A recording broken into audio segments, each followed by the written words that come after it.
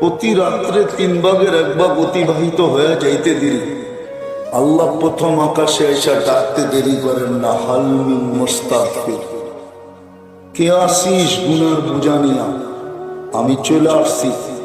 হাত উঠাইতে দেরি, মাফ করতে দেরি করব।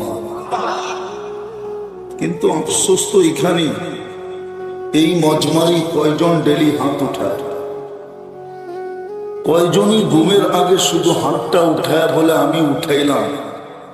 আপনি নাকি মাফ করতে চলে আসছেন, আমি কিন্তু মাপ পাওয়ার জন্য হাত উঠাইলাম। এই কথাটা কয়জন বলে? বিধায় আমাদের চিন্তা করা কিন্তু উচিত। দুটা জিনিস বুঝাইলাম, যে আমি এই 60-70 বৎসরের জন্য অর্জন করলাম কতটুকু, কিন্তু মৃত্যু লগ্নে তো আমার কানে ধ্বনি আসবে, যাহাবাতিল আমওয়াল, তোমার সব হাতছাড়া। আর যেখানে আমি চিরদিন থাকবো, ওইখানের জন্য আমার অর্জন কতটুকু, আমি কতটুকু অর্জন করলাম, এটাও যোগ করা যায়। এইখানের চাহিদার কতটুকু,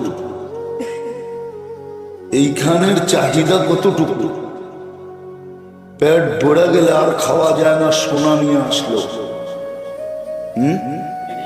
কি পান্থা পাতার মরিচ পোড়া দিয়া যদি পেট ভরা যায়, তারপরে যদি চাইনিজও আনে, ওটো পেটের ভিতরে ঢুকানো যাবে না।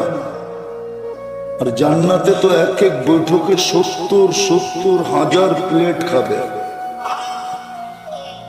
একদিকে খাবে, আরেক দিকে ঢেক দিবে, আর খালি হয়ে যাবে।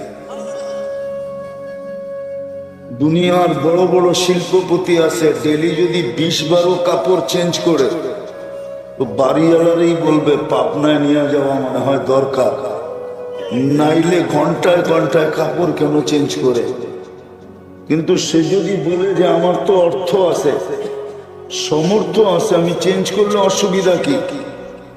কর্মচারী সবাই মানলেও কিন্তু বাড়িওয়ালারা মানবে না, বলবে মাথাটা মনে হয় কেমন কেমন হয়ে গেছে, নাইলে ডেলি 20 বার কেন কাপড় চেঞ্জ করে। জান্নাতে তো 70 বার চেঞ্জ করবে। দুনিয়ায় তো 2 রুম হইলে চলে, স্বামী স্ত্রী, একটা বাচ্চা, 2 রুম হইলেও বেশি, ঠিক না? বেশি না? একটা কামরা খালি থাকে না? কি বুঝাইতে পারছি?